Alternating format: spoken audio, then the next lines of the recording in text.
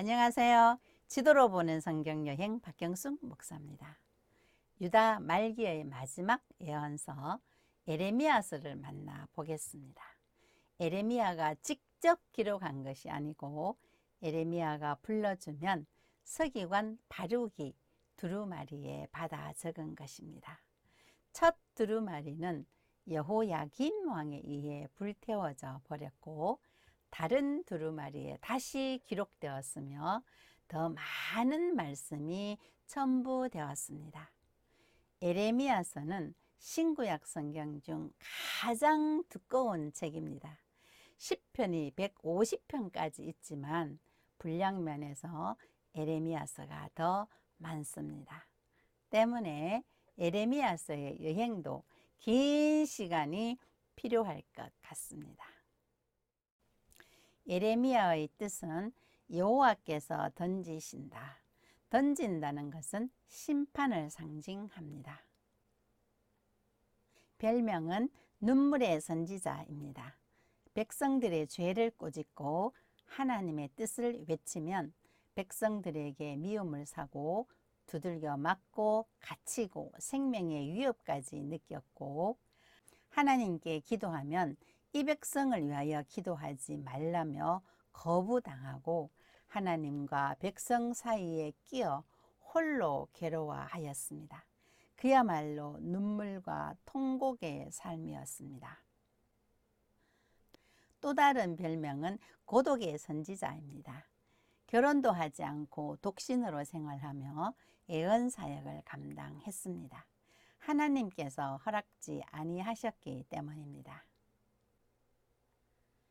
여러 나라의 선지자로 세움을 받았기에 열방의 선지자라는 별명도 있습니다. 에레미야의 고향은 아나도스로 예루살렘에서 4km 정도 떨어진 가까운 곳입니다. 베냐민 땅에 소속이 되었으나 레위 지파에 분배된 48개 성읍 중 하나입니다. 당시 아나도스에는 아몬드 나무가 많았다고 전해지는데 그곳에서 제사장들 중 힐기야의 아들로 태어났습니다. 아나도스의 제사장이란 다윗 왕 말년에 아도니아 반역에 가담했다는 이유로 솔로몬에 의해 대제사장 직분을 파면당하고 고향 아나도스로 추방당한 아비아달 제사장의 후손들입니다. 아비아달 제사장은 제사장 엘리 가문의 마지막 대제사장입니다. 바꾸어 말하면 에레미야는 몰락한 엘리 가문의 직계 자손입니다. 제사장 힐기야의 아들 에레미야는 성전 수리를 하다가 율법책을 발견한 대제사장 힐기야의 아들인가?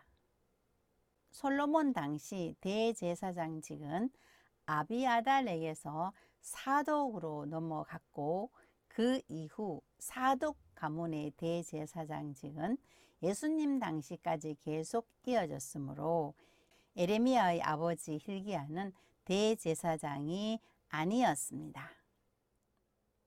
에레미야는 요시야 왕 13년인 BC 627년부터 예루살렘이 함락되는 시드기야 11년 BC 586년 이후까지 40년이 넘도록 활동합니다. 에레미야가 사역하는 기간 동안에 5명의 왕이 바뀌게 되죠. 공적 사역을 시작할 무렵 예루살렘에서 요시야 왕의 종교 계획에 희망을 갖고 도왔을 것으로 봅니다. 당시 국제 무대는 애굽과 바벨론의 2차례에 걸친 갈그미스 전투와 함께 급변하게 됩니다. 유다 요시야 왕은 애굽 왕 바로누고에 의해 전사하고 2차전에 승리한 바벨론의 느부갓네살은 여호야김 왕 때에 1차, 여호야긴 왕 때에 2차, 시드기야 왕 때에 3차, 세 차례에 걸쳐 유다와 예루살렘 사람들과 성전과 왕궁 보물들을 옮겨가고 예루살렘과 예루살렘 성을 불태워 버렸습니다.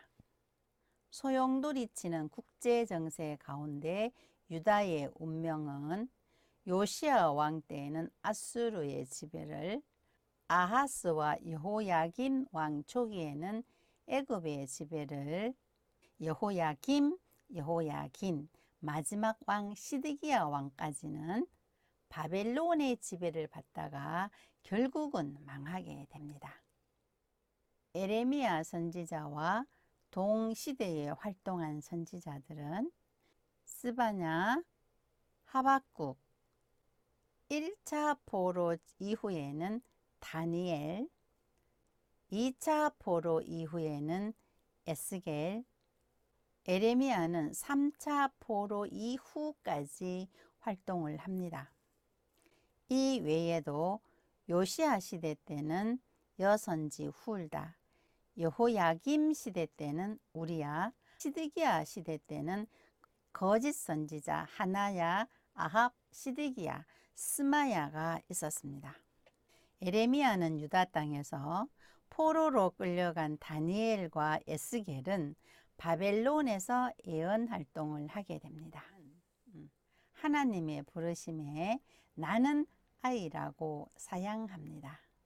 이때 에레미야의 나이를 30세로 봅니다. 민수기 4장 2절 이하에 의하면 레위 자손이 회막일을 할 때에 30세에서 50세로 규정하고 있기 때문입니다.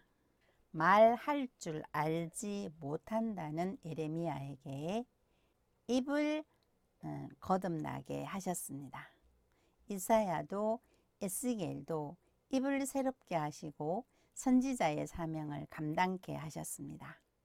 에레미야 선지자가 감당할 사명은 하나님께서 에레미야를 누구에게 보내든지 무엇을 명령하든지 에레미야는 말을 해야 하는 것입니다.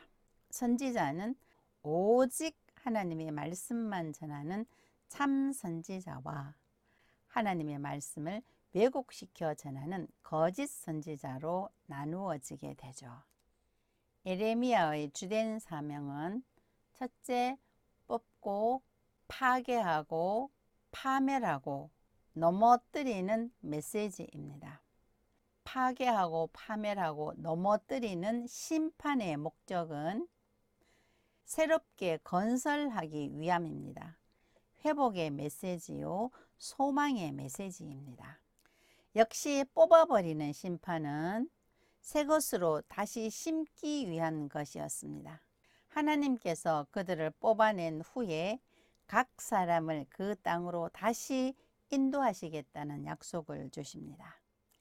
에레미야의 메시지는 유다는 그 땅에서 뽑힌다. 왜 뽑히느냐? 그들이 하나님을 떠났기 때문입니다. 돌아오라, 돌아오라, 이제라도 돌아오라. 끝끝내 돌아오지 않아 결국 뽑힘을 당했습니다. 두 번째 메시지는 70년 후에 다시 돌아와 심기운다는 것입니다. 유다와 예루살렘의 회복의 메시지입니다. 세 번째는 새 언약의 약속입니다. 유다와 예루살렘의 영원히 뽑히지 않는 영원한 회복에 대한 약속입니다.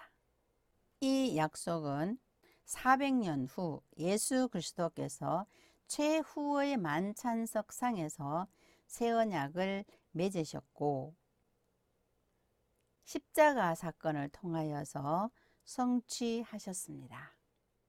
에레미야가 전해야 할 핵심 메시지, 유다에 닥쳐올 심판에 대한 두 가지 환상을 계시로 주십니다. 에레미야야, 내가 무엇을 보느냐? 내가 살구나무 가지를 보나이다. 네가 잘 보았도다. 살구나무에 해당되는 원어 샤케드는 아몬드 나무입니다.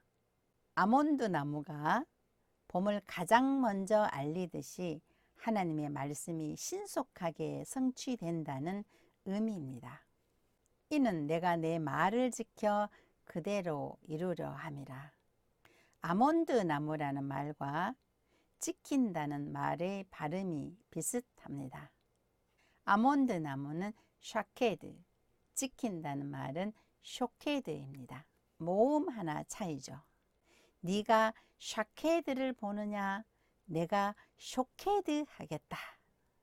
아몬드 나무가 많은 아나돗에 사는 에레미야는 무슨 뜻인지 잘 알고 있었겠죠. 두 번째, 끓는 가마솥의 윗면이 북에서 기울어진 환상은 유다가 북쪽 바벨론의 침입으로 멸망된다는 것에 대한 계시입니다. 종합해 보면 바벨론에 의한 유다의 멸망은 신속하게 이루어진다는 것입니다.